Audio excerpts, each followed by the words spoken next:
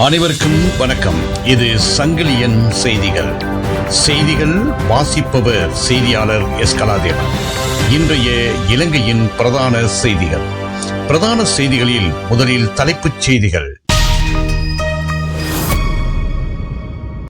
வெசாக் விடுமுறை மாற்றம். கோட்டாபாயவின் செயலாளர் மீது சாணத்தை கொண்டு தாக்குதல். அமெரிக்காவுக்கு செலுத்திய பல லட்சம் டாலர்களும் மாயம், அரசாங்கத்துக்கு அடுத்த தலையீடு. யாழ் கடற்தொழிலாளரை கடத்திய தமிழக கடற்தொழிலாளர்கள் வெளியான காணொளியால் பரபரப்பு. லஞ்ச ஊழல் ஆணைக்குழுவில் 3 மணி நேரம் வாக்குமூலம் வழங்கிய முன்னாள் ஜனாதிபதி மைத்திரிபால சிறிசேன. இனி விரிவான செய்திகள். வெசாக் விடுமுறை மாற்றம். மே 2 விடுமுறையை ரத்து செய்து மே 31 ஞாயிறு பொது விடுமுறையாக அரசாங்கம் அதிவிசேட வர்த்தமானி வெளியிட்டது. மே 27 முதல் ஜூன் 2 வரை வெசாக் வாரம், மே 30 அரச வெசாக் விழா. எனவே ஏப்ரல் வெசாக் விடுமுறைகள் அனைத்தும் ரத்து செய்யப்பட்டுள்ளது. யாழ் கடற்தொழிலாளரை கடத்திய தமிழக கடற்தொழிலாளர்கள் வெளியான காணொளியால் பரபரப்பு.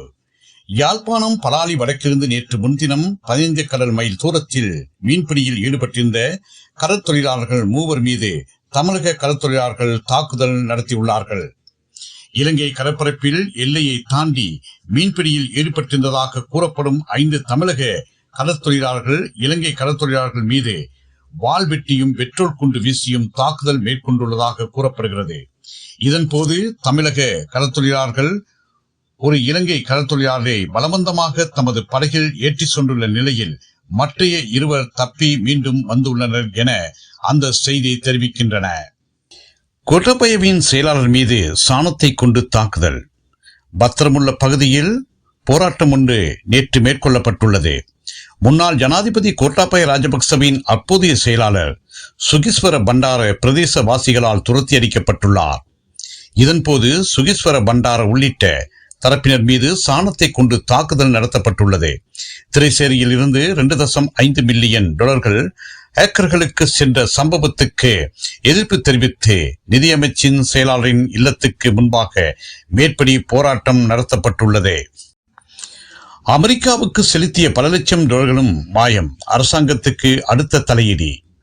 இலங்கை தபால் திணைக்களம் அமெரிக்க தபால் சேவைக்கு US போஸ்ட் வழங்கிய கொடுப்பனவில் இடம்பெற்றுள்ள பாரிய நிதி மோசடி குறித்த தகவல்களை அமைச்சரவை பேச்சாளர் அமைச்சர் நலிந்த ஜெயதிச இன்று வெளியிட்டார்.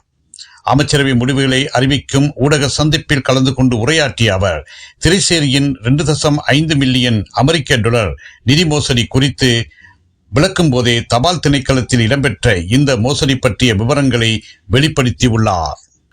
லஞ்ச ஊழல் ஆணைக்குழுவில் 3 மணி நேரம் வாக்குமூலம் வழங்கிய முன்னாள் ஜனாதிபதி மைத்திரிபால சிறிசேன. உமாஓயா பல்நோக்கு திட்டத்தின் கீழ் மேற்கொள்ளப்பட்ட குறிப்பிட்ட கொடுப்பனவு ஒன்று தொடர்பாக வாக்குமூலம் வழங்குவதற்காக முன்னாள் ஜனாதிபதி மைத்திரிபால சிறிசேன இன்று லஞ்ச ஊழல் விசாரணை ஆணைக்குழுவுக்கு அழைக்கப்பட்டிருந்தார். காலை 9:30 மணி அளவில் ஆணைக்குழுவுக்கு வருகை தந்த அவர் சுமார் 3 மணித்தியாலங்கள் வாக்குமூலம் வழங்கிய பின்னர் பிற்பகல் 12:30 மணி அளவில் அங்கிருந்து வெளியேறினார். இதன்போது ஊடகங்களுக்கு கருத்து தெரிவித்த அவர், 2015ஆம் ஆண்டு நல்லாட்சி அரசாங்க காலத்தில் ஈரான் நாட்டின் நிதியுதவியுடன் ஆரம்பிக்கப்பட்ட உமாஓயா திட்டமானது ஈரான் மீது அமெரிக்கா விதித்த பொருளாதார தடை காரணமாக இடையில் நிறுத்தப்பட்டதாக குறிப்பிட்டுள்ளார். இத்துடன் இன்றைய இலங்கையின் பிரதான செய்திகள் யாவும் நிறைவேறுகின்றன. மீண்டும் ஒரு பிரதான செய்தி அறிக்கையின் ஊடாக உங்கள் அனைவரையும் சந்திக்கும் வரை அன்பு வணக்கம்.